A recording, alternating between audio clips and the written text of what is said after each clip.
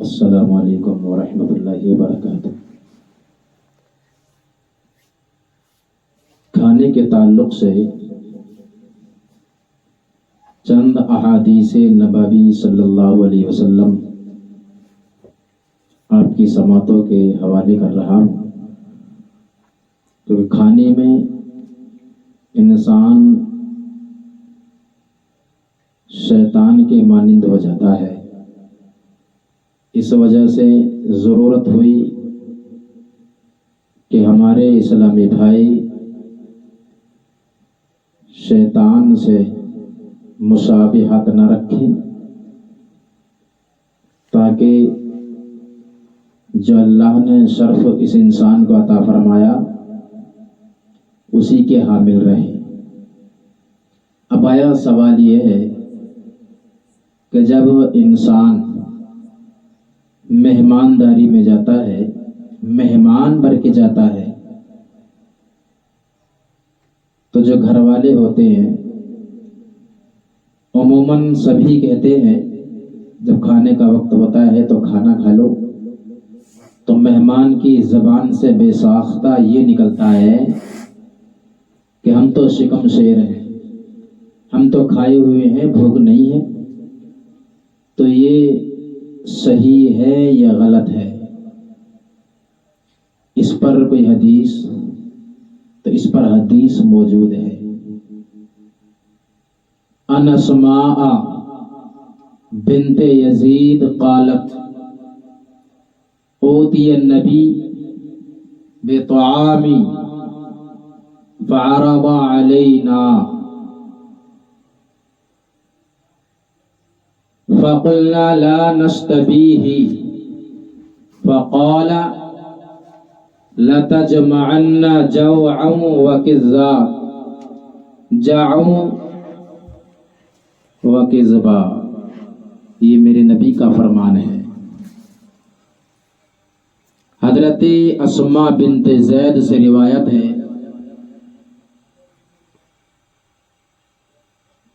انہوں نے کہا کہ نبی کریم صلی اللہ تعالی علیہ وسلم کے پاس کھانا لایا گیا۔ کیا کہا کہ نبی پاک صلی اللہ تعالی علیہ وسلم کے پاس میں کھانا لایا گیا، تو نبی کریم نے کیا کیا؟ فعرض علینا، تو نبی کریم نے اس کھانے کو ہم پر پیش کر دیا۔ حضرت اسماء بنت یزید کہتی ہیں کہ اللہ کے نبی نے وہ کھانا ہم پر پیش کر دیا، ہمیں حکم دے دیا کہ لو تم کھا لو۔ فَقُلْنَا لَا نَسْتَبِيهِ، تو حضرت اسماء بنت زید کہتی ہیں کہ ہم سب عورتوں نے یہ کہا کہ ہمیں کھانے کی خواہش نہیں ہے۔ نبی کریم صلی اللہ تعالی علیہ وسلم کی بارگاہ میں عرض کی، یا رسول اللہ ہمیں آپ کھانے کی خواہش نہیں ہے۔ تو آقا کریم صلی اللہ تعالی علیہ وسلم نے سننے کے بعد میں ارشاد فرمایا، لا تجمعن جوعا وکذبا، لا تجمعن جوعا وکذبا۔ میرے آقا نے فرمایا کہ ہرگز بھوک اور جھوٹ کو جمع نہ کرو، ہرگز بھوک اور جھوٹ کو جمع نہ کرو۔ ان خواتین سے کہا کہ جنہوں نے نبی کی بارگاہ میں یہ کہا کہ ہم شکم شیر ہیں، بھوک نہیں ہے ہمیں، تو آقا نے فرمایا کہ ہرگز تم بھوک کو اور جھوٹ کو دونوں کو ایک جگہ جمع نہ کرو۔ اور اکثر ایسا ہوتا ہے کہ آدمی بھوکا ہوتا ہے اور مہمان نوازی مہمان کی جاتی ہے، جب مہمان پہنچتا ہے تو مہمان سے کھانے کی بات کی جاتی ہے، تو مہمان بے ساختہ اکثر الا ماشاء اللہ جو کچھ ہو جو منع نہ کرتے ہوں ورنہ تو اکثر مہمان یہ کہہ دیتے ہیں کہ ہمیں کھانے کی ضرورت نہیں ہے، نہیں ہم کھا کر کے آئے ہیں، تو یہ سراسر جھوٹ ہے۔ اس لیے اس چیز سے بچا جائے، اگر بھوک ہے تو کھا لیجئے اور بھوک نہیں ہے تو مت کھاؤ۔ اور اگلی حدیث پاک ہے ان انس قال رأیت النبی صلی اللہ تعالی علیہ وسلم مقعیا یأکل تمرا۔ حضرت انس رضی اللہ تعالی عنہ اس حدیث پاک کے راوی ہیں۔ وہ کہتے ہیں کہ میں نے دیکھا، رأیت النبی، میں نے دیکھا، مقعین، وہ فرماتے ہیں کہ میں نے نبی کریم صلی اللہ تعالی علیہ وسلم کو دیکھا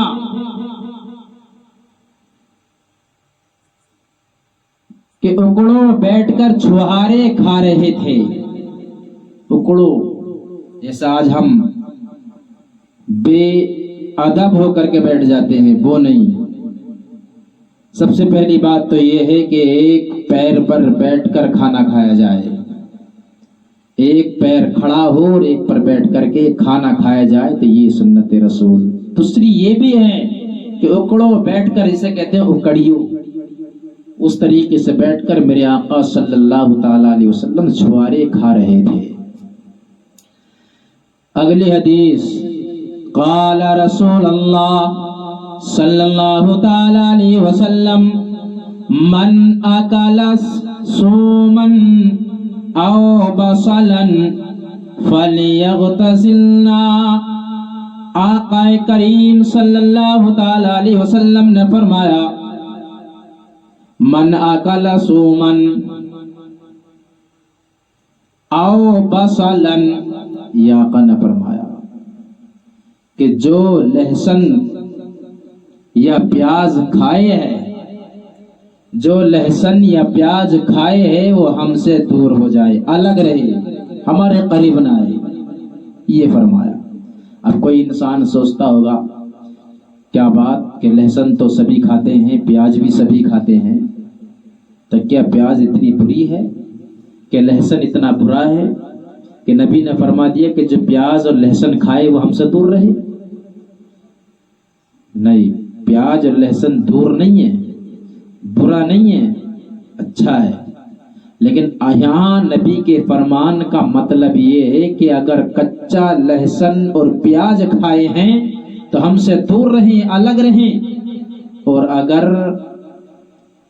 پکا ہوا لہسن اور پیاز ہے تو اس میں کوئی حرج نہیں ہے، اس لیے کہ پیاز سے بھی بو آتی ہے اور لہسن سے بھی بو آتی ہے جب کچا ہوتا ہے تو، اور جب پک جاتا ہے تو لہسن اور پیاز سے بو نہیں آتی ہے۔ تو پیاز اور لہسن کو جب بھی کھائیں پکانے کے بعد میں کھائیں تاکہ اس کی جو بو ہے وہ دور ہو جائے اور نبی کی سنت پر عمل ہو جائے۔ آقا کریم صلی اللہ تعالی علیہ وسلم نے ارشاد فرمایا ایک حدیث پاک اور، کان رسول اللہ صلی اللہ تعالی علیہ وسلم اذا فرغ من طعامہ۔ کسی صاحب نے سوال کیا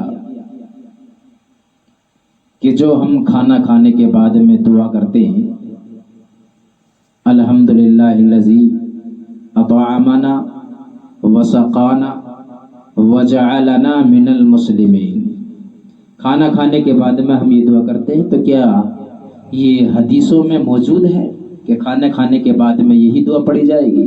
تو ہاں، آقا کریم کی یہ حدیث پاک، کان رسول اللہ اذا فرغ من طعامہ، کہ جب نبی کریم صلی اللہ تعالی علیہ وسلم اپنے کھانے سے فارغ ہو جاتے، قال الحمدللہ، تو فرماتے اللہ کا شکر ہے، الذی اطعمنا،